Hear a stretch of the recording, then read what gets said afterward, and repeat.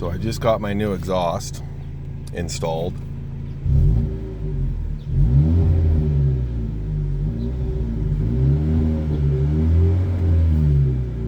It's definitely a lot quieter than the broken one. The broken exhaust was definitely louder than this.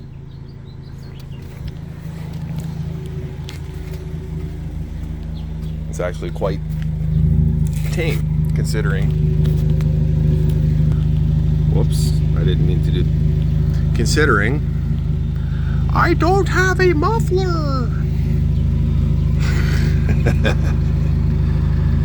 There's a resonator way up here. This friggin', it's just a sound resonator, and it does quiet it down significantly. And then the long pipes are kind of tuned.